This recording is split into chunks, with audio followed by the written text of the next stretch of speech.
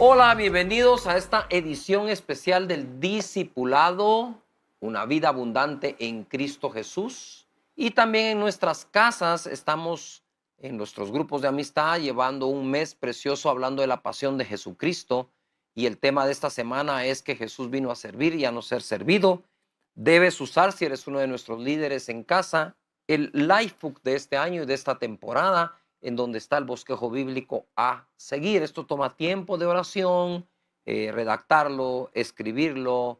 Así que todos siguiendo una misma visión, un mismo mensaje. Dios los bendiga. Bienvenidos todos al discipulado, a esta conexión. Hoy tengo la agradable sorpresa de tener aquí a un servidor y pastor de nosotros, los pastores de nuestro campus Antigua Guatemala. Aquí tenemos al Chinito Aguay. ¿Qué pasó, Aguay? ¿Cómo estás? Hola, pastor, bien, contento de poder estar aquí compartiendo con nuestro pastor. Estamos muy agradecidos por todo lo que estamos viviendo. Y Pichi. ¿Cómo Así estás, es. Pichi? Muy bien, pastor. La verdad que Dios te muy, bendiga. muy feliz igualmente, pastor. Estamos honrados de este tiempo aquí con usted y aprender, Amén. ¿verdad? Pues casi que tenemos un misionero de Taiwán en Antigua Guatemala. Lo queremos mucho, los queremos mucho, son unas personas súper agradables. ¿Hace cuánto que recibieron al Señor? 20 años cumplimos este año, pastor. Los 20 dos años. Los dos. Los dos. Ajá. ¿Dónde se conocieron ustedes? aquí en la iglesia, En Igle Kids. en Ile Kids. A lo macho. Sí, dentro de A las lo macho gracias. decimos aquí en Guatemala, así como de verdad. Dentro de las gracias que más o menos practicábamos, yo tocaba guitarra y mi esposa era la que cantaba en el coro en Estábamos Igle en Kids. una banda. ¿En serio? Ahí fue donde le hacíamos las miraditas, ¿verdad? Fue amor a la guitarra. Bueno, miren, el tema de hoy, hablando de la abundancia o la vida abundante que Cristo nos vino a dar, es obvio que no puede existir una vida abundante si no se tiene gozo, si no se tiene la gracia del Señor. ¿Cómo tener una vida abundante si tenemos tristeza, amargura, rencor? Eso ya tocamos el tema. Hemos tocado el tema de la avaricia, hemos tocado el tema del propósito y bueno, ahora nos toca el gozo como parte de la vida abundante que Cristo nos vino a dar. Así que gracias por estar. Y el gozo del Señor, ¿qué es? Es nuestra fortaleza. Así es. Pastor, y ahora que hace mención de esto, de por qué el gozo es mi fortaleza en el contexto de lo que estaban viendo ahí, estaba Nehemías y pues ya habían levantado los muros, pero estaban ordenando todo, ¿verdad? Todo por dentro. Y en ese momento el pueblo empieza a recibir la palabra de Dios, empiezan a recibir ellos la ley, empiezan a ellos a escucharla.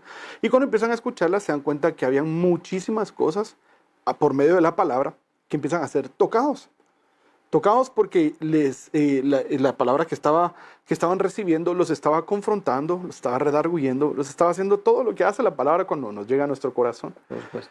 Y empiezan ellos a sentir tristeza y empiezan a llorar. Empiezan a llorar cada uno de ellos porque se dieron cuenta que habían pecado, que habían cometido faltas, que habían hecho cosas que a Dios no le agradaban.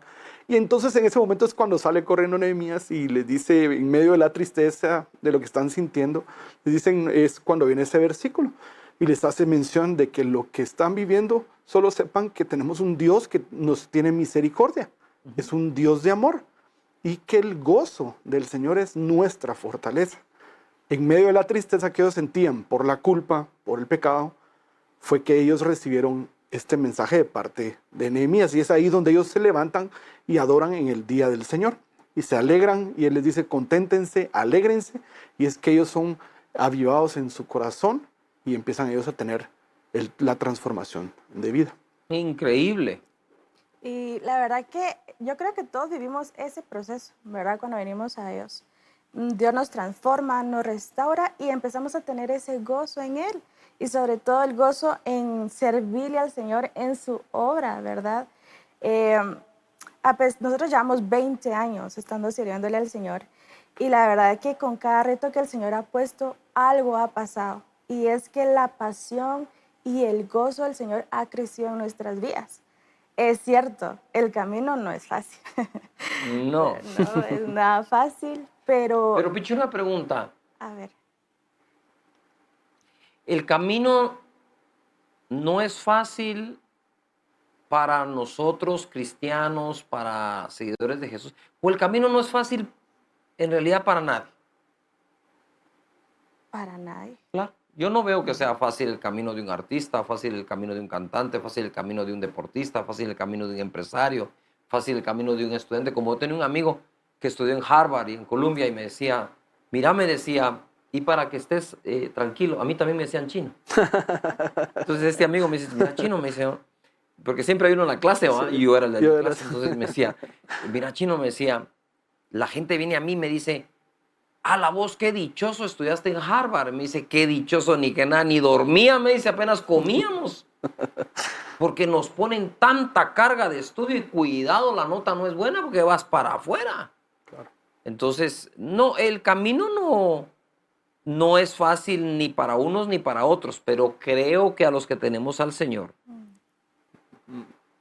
tenemos ese gozo del Señor dentro de nosotros, que no es que nos facilite las cosas, pero nuestra actitud para tomar lo que es difícil para unos y para nosotros puede ser diferente, ¿verdad? Así es. Porque tenemos ese gozo, esa alegría que el Señor nos da, que es una fortaleza. Entonces, perdón que te interrumpí con eso, pero de eso se trata acá, de conversar. Así es. Totalmente. Y la verdad que en medio de ese camino difícil que es para todos, pero Dios nos la hace más fácil. Y algo que es bien lindo, que también en su palabra Dios nos dice, dame tus cargas y yo te daré las mías, que es más ligera. Y es cierto, ¿verdad? Porque la verdad que llevar la carga de Dios es más ligera que la del mundo. ¿Por qué? Porque vemos que la carga de Dios, ¿qué es? Restaurar. La carga de Dios, ¿qué es? Bendecir al que está mal, levantar al que está caído. Y cuando yo veo esa carga, ¿verdad? Pero que veo que tiene frutos, que veo que tiene propósito, es allí donde creo que el Señor fortalece nuestro caminar y nuestro corazón. Así es. ¿Verdad? Amén. Pastor, Muy bien. y normalmente la palabra del Señor lo que hace en todo tiempo es, y lo que hacía Jesús era darle vida a través de la palabra. Entonces esta vida lo que hacía era, pues, lo que estaban viviendo, en la mayoría de las veces eran las actitudes que la gente tomaba a la vida difícil, a la vida fácil o a la vida que ellas tuvieran. Pero lo bonito era que lo que él atacaba eran las actitudes y las malas actitudes. Y normalmente las malas actitudes son contrarrestadas con, por ejemplo, para poder llevar una mejor vida que no sea tan difícil, es, mira, o sea, hacerle buena cara. Hacerle buena cara a lo que estamos viviendo, porque igual con mala cara, igual te va a tocar vivir lo que estás viviendo hoy, pero es mejor hacer una buena cara a lo que estás viviendo hoy a estar mal, o sea, con una mala cara y viviéndolo. De igual forma la tenemos buena cara. Buena cara, dice el dicho, ¿verdad? Así es. Y por eso es que en todo tiempo el Señor decía, miren, en medio de todas las cosas que están viviendo, regocíjense, alégrense. Porque esto es lo que quiere el Señor para nosotros, porque nos está dando una vida abundante. Y qué bonito es vivir una vida abundante, alegres. Vamos a pasar un tiempo acá que el Señor nos tiene en la tierra. Y mientras lo estemos pasando, pongamos la mejor cara. Claro, tenemos que tener esa actitud. Filipenses 4:4 dice, regocijaos en el Señor siempre. Otra vez digo, regocijaos. Es decir, ya lo había dicho antes, ¿verdad? Seguro. Vuestra gentileza sea conocida de todos los hombres, el Señor está cerca. Y luego el verso 6, por nada estéis angustiados. Eso está contrario, ¿no? Exacto. Regocijaos en el Señor, otra vez digo, regocijaos. Por nada estén angustiados, sino que sean conocidas vuestras peticiones delante de Dios en toda oración y ruego con acción de gracias. Y la paz de Dios, que sobrepasa todo entendimiento, guardará vuestros corazones y vuestros pensamientos en Cristo Jesús. Yo veo una relación directa entre mi vida de oración y mi vida de paz y de gozo.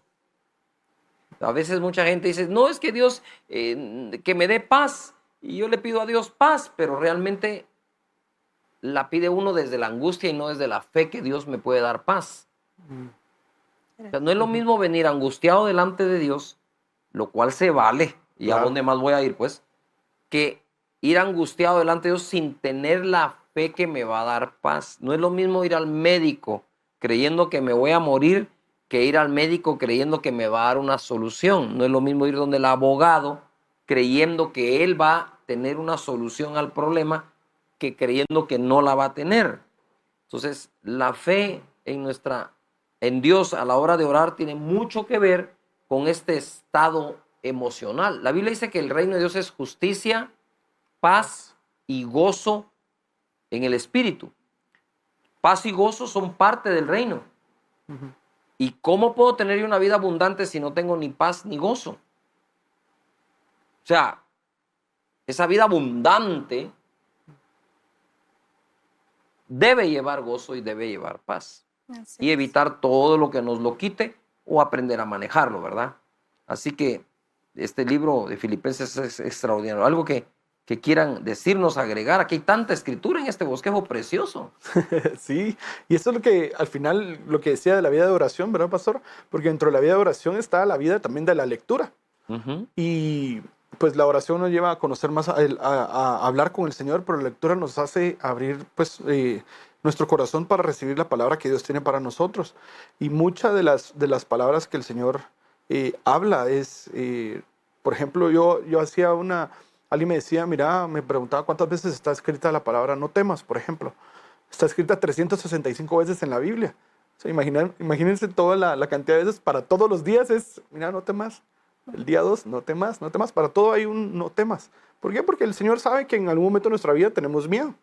Pero la vida de oración y la vida de estar leyendo su palabra nos da esa alegría y esa paz que necesitamos, porque todos los días hay aflicciones, todos los días hay afán, porque dice que cada día traerá su propio afán. Pero para todos esos días tenemos ese momento de oración para dejar nuestras cargas, ese momento de oración para conocer al Señor.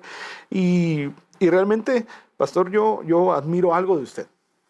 Así, pero de las cosas que más admiro es, después de tanto tiempo, la misma sonrisa.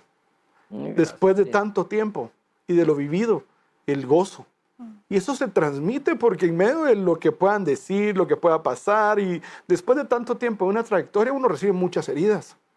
Gente que Sí, se nos va, problemas. golpes de la vida, problemas. Entonces, todas esas cosas posiblemente, mientras más grandes somos, nos puede afectar más.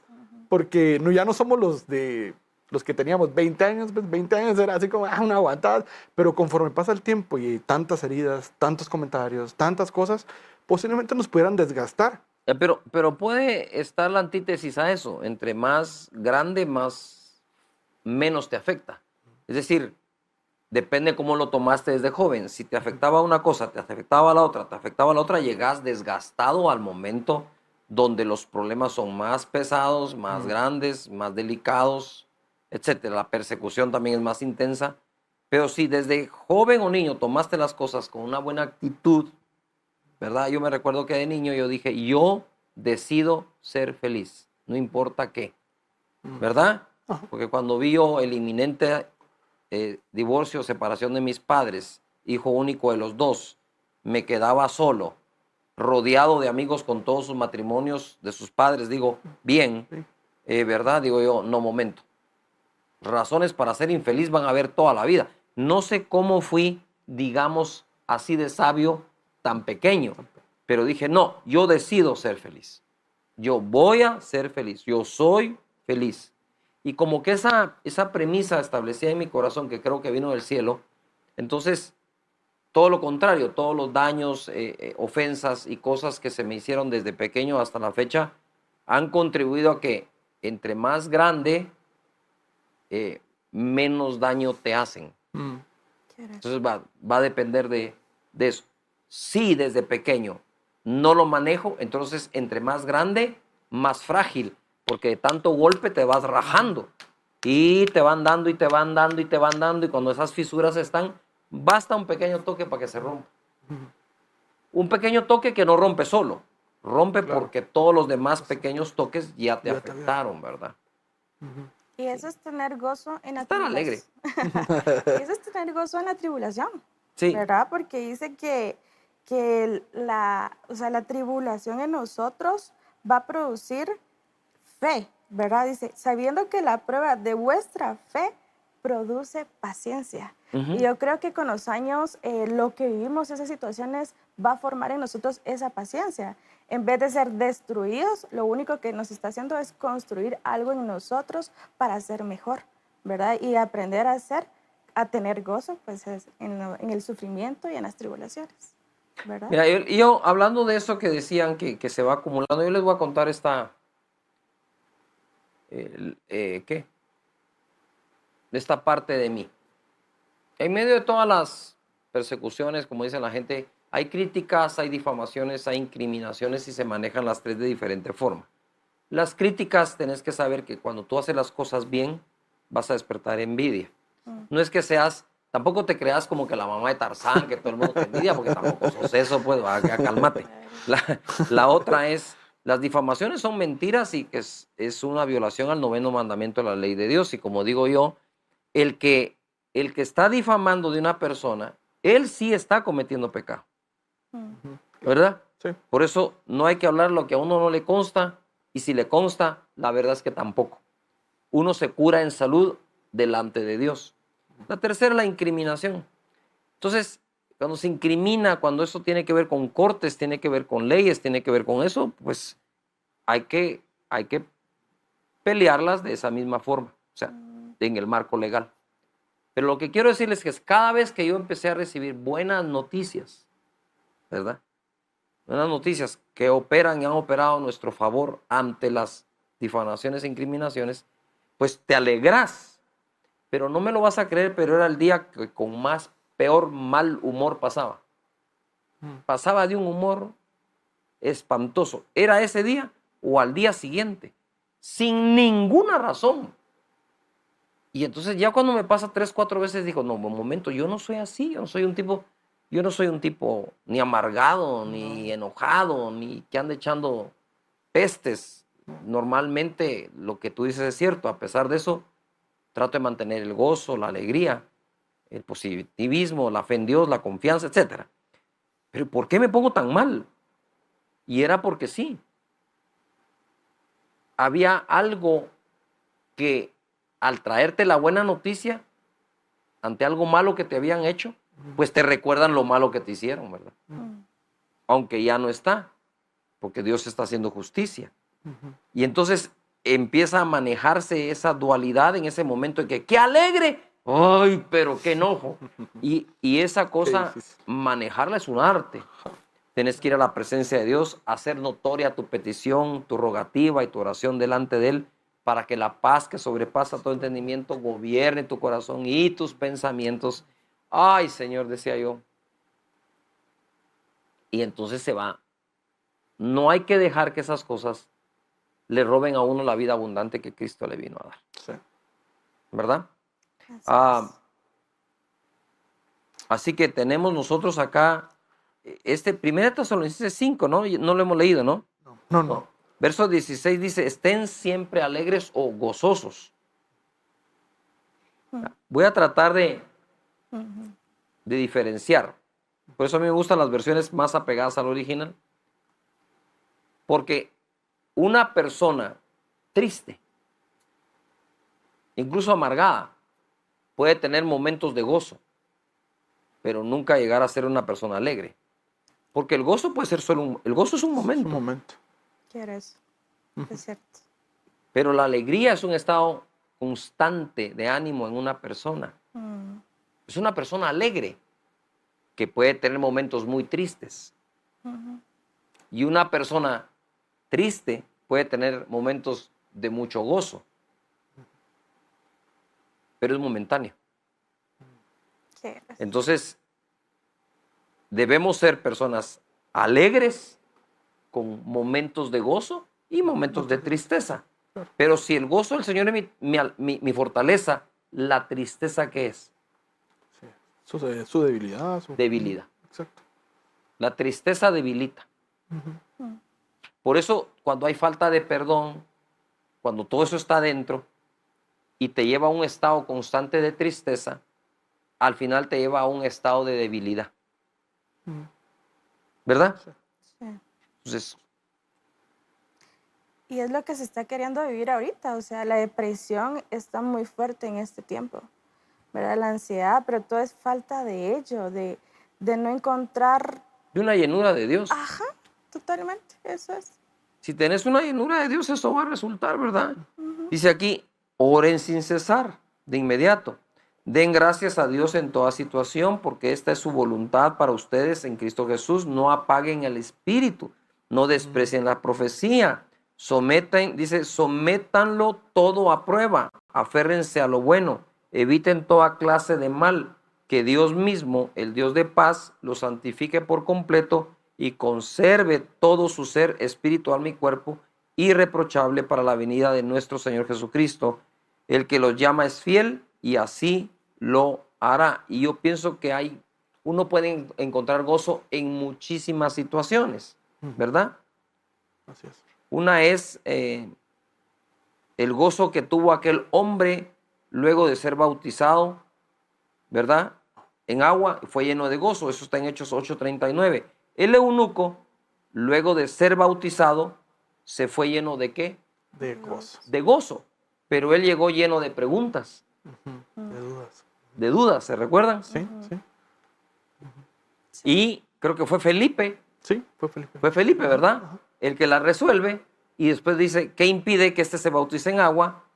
Y entonces lo bautizaron en agua, pararon el carruaje, lo bautizaron en agua y salió lleno de ¿qué? De De gozo. gozo.